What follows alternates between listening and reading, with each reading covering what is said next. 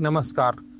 स्वामी भक्तीचा मार्ग या यूट्यूब चॅनलमध्ये तुमचं पुन्हा एकदा सहर्ष स्वागत आहे. अक्षय तृतीया एक असा दिवस ज्या दिवशी केलेलं पुण्य कधीच संपत नाही.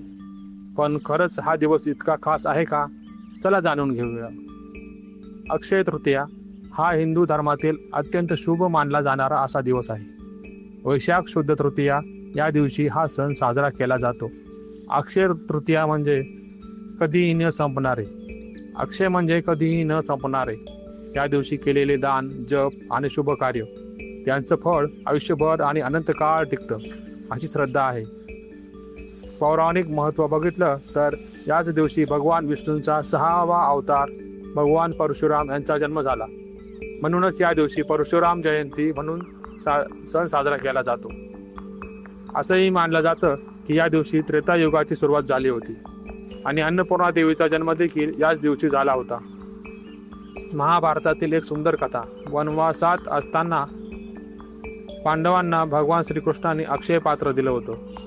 त्यातील अन्न कधीच संपत नव्हतं. आणि एक भावनिक प्रसंग, सुदामा आणि श्रीकृष्ण यांची भेट, ज्यात श्रीकृष्णांनी सुदाम्याचं दारिद्र्य दूर केलं. तो दिवसही हाच होता.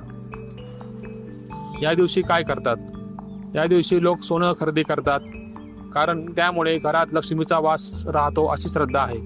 या दिवशी दान धर्मालाही खूप महत्त्व आहे. पाण्याचे घडे, पंखे, छत्री, अन्नदान आणि गरजू लोकांना दिलं जातं. काही ठिकाणी पितरांच्या स्मरणार्थ तर्पण देखील केलं जातं.